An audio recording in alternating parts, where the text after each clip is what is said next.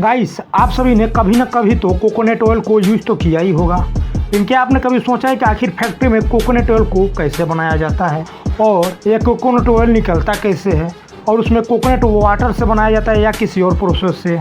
तो इस सवाल के जवाब जानने के लिए हमारे वीडियो को अंत तक बने रहें और हमारे चैनल पर नए हो तो चैनल को सब्सक्राइब कर लें। दोस्तों, कोकोनट ऑयल बनाना तो बहुत ही आसान है, लेकिन इसकी सबसे बड़ी परेशानी यह है कि कोकोनट को इकट्ठा करने में, क्योंकि कोकोनट के पेड़ बहुत ही ऊंचे होते हैं।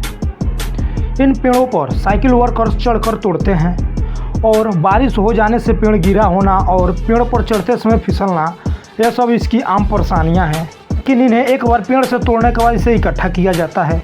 पेड़ से हरे और कच्चे कोकोनट को तोड़ लिया जाता है।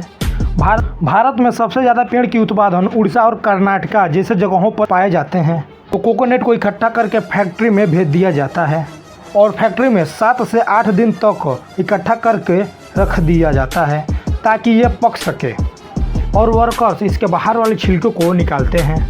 कोकोनट ऑयल बनाते समय इसकी वेस्ट मटेरियल को वेस्ट नहीं किया जाता है। छिलके के रस्सियाँ या फिर इसे खेत के लिए ऑर्गेनिक खाद के रूप में इस्तेमाल किया जाता है। छिलका निकालने के बाद अभी भी इसमें मोटा सेल मौजूद रहता है। डीसेविंग प्रोसेसिंग के लिए भेज दिया जाता है। इसका इस्तेमाल पावर प्लेनेट में फ्यूल की तरह किया जाता है, जिसके जलने से बिजली उत्पन्न होती है, सेल से निकलती है। आपको ये जाने पहचाने रूप में दिखने लगेंगे। फिर इन कोकोनट को किसी टूल की मदद से काट लिया जाता है और इसका सारा पानी निकाल लिया जाता है। इस पानी का यूज आगे किया जाएगा। उसके बाद इसके बाहर के लेयर को निकाल लिया जाता है। बाहर के लेयर को निकालने के बाद इन कोकोनट को पानी में 3 से 4 बार धोया जाता है और फिर इसका क्वालिटी चेक किया जाता है और चेक हो जाने के बाद इन्हें कटिंग मशीन में भेज दिया जाता है। कटिंग मशीन इन्हें बारीकी टुकड़े में काट देता है, जो देखने में कोकोनट पाउडर जैसी दिखती है, जो अभी गीला होता है। फिर उसे ड्रायर मशीन में डाल लिया जाता है। उसके बाद एक सूखा पाउडर मिलता है।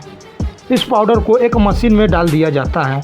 तो इस मशीन के एक तरफ से क्रीम निकलता है तो दूसरी तरफ से पूरी तरह से सूख चुका कोकोनट पाउडर को वाटर में मिलाकर पशुओं को खाने में इस्तेमाल होता है। अब बात करें कि क्रीम पर, तो इसे फर्मेंटेशन के प्रोसेस से गुजरना होता है।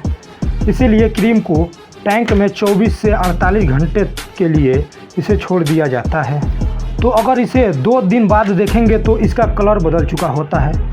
इसके ऊपर लेयर प्रोटीन से भर जाता है और इसके नीचे की लेयर में सिर्फ पानी होता है। फिर इन्हें फिल्टर किया जाता है, उससे कोकोनट ऑयल बन के तैयार हो जाता है। कोकोनट ऑयल बनने के बाद इसे टेस्टिंग के लिए भेजा जाता है। जब यह टेस्टिंग में पास हो जाता है तो इसे पैकिंग के लिए आगे भेज दिया जाता है, होकर अलग अलग मार्केट में इसे भेज दिया जाता है। गाइस, ये है कोकोनट बनने की पूरी प्रोसेस।